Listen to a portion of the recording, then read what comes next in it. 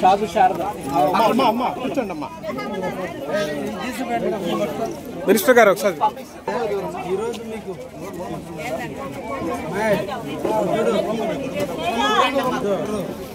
KG సుకరం, KG నూనె, బంగాళాదుంపలు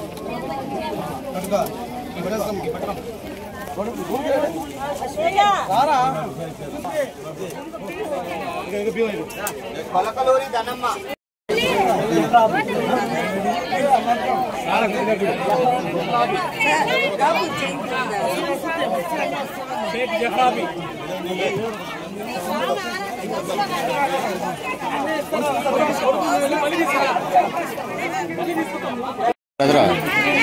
భిక్షకి వెళ్ళాలంట అని పేరు అంట పేరు భిక్షకి వెళ్ళాలి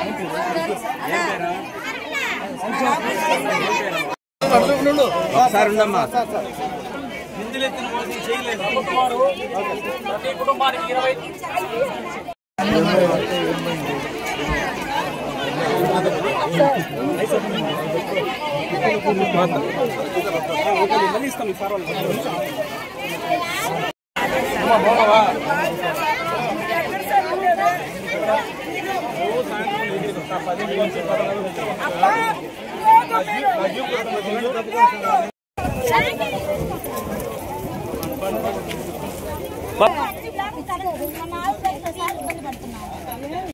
ఎందుకంటే ఆ రోజు నేను ఎలక్షన్ అయిన తర్వాత మీ దగ్గరికి రావటం, మీరు ధైర్యంగా చేరండి, అన్నిటికీ మీకు నేను భద్రతగా ఉంటానని మాట ఇచ్చిన దాని మీద మీరందరూ కూడా ఈరోజు ఈ కాలనీలకు వచ్చి చేరారు. ఇంకా దాదాపు 1600 మంది వచ్చి చేరాలి. ముఖ్యంగా నిర్మాణం జరిగినప్పుడు జరిగినటువంటి చిన్న చిన్న పొరపాట్లే తప్ప చాలా నాణ్యంగా కట్టినటువంటి పరిస్థితి మనం అందరం కూడా చూసాం. చెరువు పక్కనే ఉన్నందువల్ల చెరువుకు సంబంధించిన బ్యాక్ వాటర్ అంతా కూడా మీ కాలనీలోకి వస్తుంటే దానికోసంగా ఈ రోజున నిధుల కోసం కూడా ప్రభుత్వానికి నివేదికలు పంపించున్నాం. మీరు అడగబోయే సమస్య నేను తెలుసుకున్నాను కాబట్టి నేనే చెప్పేస్తే బాధ్యత, మళ్ళీ మీరు అందరూ అడగటం ఎందుకని నేనే మాట్లాడుతున్నా. మనకి 3 సమస్యలు ఇక్కడ ఉండేది. ఒకటి చెరువు నిండినప్పుడు వెనక్కి రాకుండా రిటైనింగ్ వాల్ కట్టాలి. దానికి ప్రభుత్వానికి నివేదిక పంపున్నాం. మనకు పైనుంచి అక్కడ ఫారెస్ట్ దగ్గర నుంచి రైల్వే ట్రాక్ దగ్గర నుంచి వచ్చే నీళ్ళంతా ఇటే వస్తున్నాయి. మన దాని మీదకి రాకుండా బైపాస్ చేసి అటు పక్కకు తీసుకుపోవాలి, దానికి కాలువ తవ్వాలి. రెండోది, ఇక్కడ వర్షం కురిసినప్పుడు ఈ నీళ్ళు మళ్ళీ తోడి పైకి పోయాలి. ఈ మూటికి సంబంధించి అమౌంట్ల కోసం కూడా మున్సిపల్ మినిస్టర్కి పెట్టున్నాం. అతి తొందరలోనే శాంక్షన్ అవుతాయి. మీరు అంటే ఒక 2-3 రోజుల మటుకు ఇబ్బంది, మన అందరం కూడా ఇబ్బంది పడ్డారు.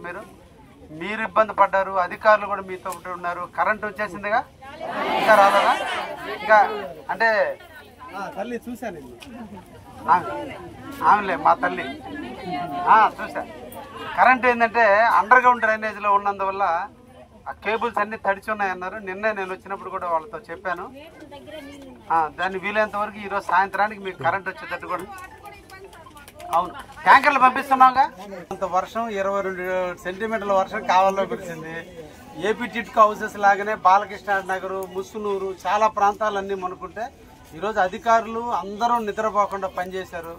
మీరు చూశారు, నేను కూడా నీళ్ళల్లో తిరుగుతూ మీ అందరికీ ధైర్యాన్ని ఇచ్చుకుంటూ అన్ని దిక్కలు తిరిగాము. చిన్న చిన్న సమస్యలు అయితే ఉన్నాయి, ఒకేసారి పరిష్కారం కావు. మనం కూడా కొంచెం మారాలి. ఇళ్ల ముందు గడ్డి కూడా జిమ్ముకోవటం, మీరు గడ్డి కూడా చెక్కకోవటంలే. ఏమైందంటే ఎవరో వస్తారు ఏదో చేస్తారు, వాళ్ళే చేయాలంటారు. మన ఇల్లు అయితే మనం ఊతుకుంటామా? ఇవన్నీ మీ సొంత ఇళ్ళు.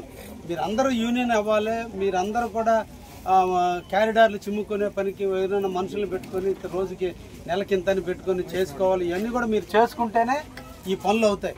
కాబట్టి ఈరోజు మీకోసం నేను నిన్న కలెక్టర్ గారు కింద ఇళ్ళ వరకే బియ్యం ఇద్దామంటే నేను ఒప్పుకోలే.